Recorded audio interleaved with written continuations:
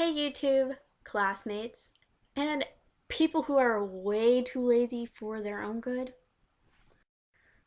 Today I want to summarize and go over Once More to the Lake by E.B. White, which, if you happen to use this book, it's on page 163. But you probably don't want to go to it because you're a little bit not wanting to, and this is why you're watching this. So here's my rundown on the whole thing. The author E.B. White graduated from Cornell University, was a staff member of The New Yorker, was a columnist for Harper Magazine, and he wrote a few books, including, Charlotte's Web. So, if you don't know what Charlotte's Web is, I am so sorry. It's so good. Wonderful. But, getting back on topic, something really interesting about this piece is that it was written the day before World War II. It is also a descriptive essay. The setting of the story takes place in Grand Pond, Central Maine during the summer, so keep that in mind when you're listening to it, or actually maybe reading it, or while I'm summarizing it. Because let's face it, you're not going to read it. So here's a brief summary of the story. So Dad's getting old, and he decides he wants to relive his childhood. Sounds like a midlife crisis, don't you think? But he packs up his bags and his son, plops them in the car, and they start driving down to this lake that he went to during the summer with his family on vacations as a kid. And while they are in the car, he starts reminiscing on his childhood, and he's been like, when I was a boy, I used to go fishing all the time, and I used to go sneak around my house outside and go fishing, swimming, and playing out with the other kids in the neighborhood that lived around there.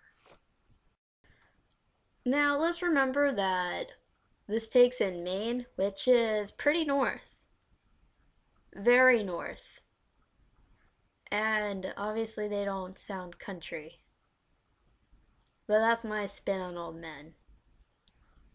But basically he just starts describing all about his childhood. All about what it smelled like, what it felt like, what different things sounded to him, all that jazz. So they finally get to the house. And he's all really excited because he's like, yes, I get to live my childhood again. I get to do this, I get to do that. And then, as the week goes on, he realizes he's not reliving his childhood anymore. His son's living his childhood during those summers. But he's looking at his son at his childhood as if he were like his dad. And basically this is what he said. Suddenly my groin felt the chill of death. Obviously he wasn't too thrilled about being in his dad's shoes.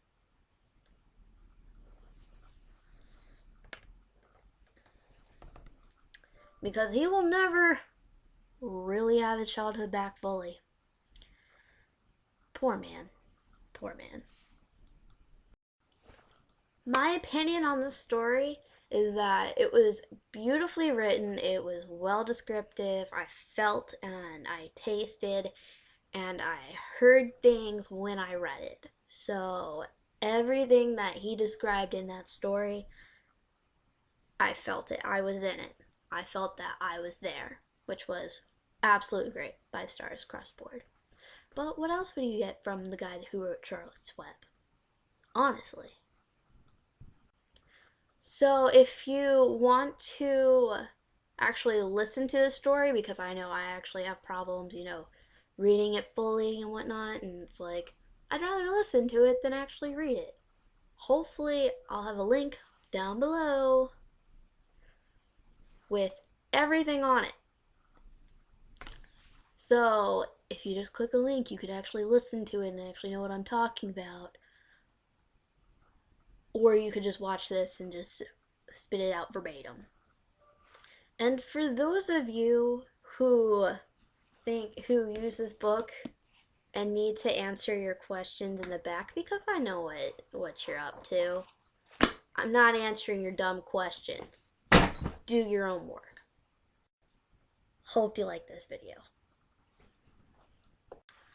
Please subscribe if you like this, or just like it. I don't care what you do.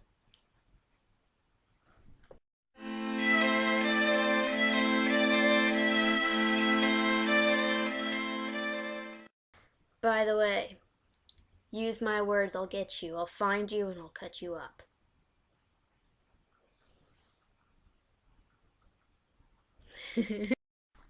So here's my rundown. The author E.B. White graduated from Cornell University, was a staff member of The New Yorker, was a columnist for Harper Magazine. Now, the setting of this story takes place in, Jesus,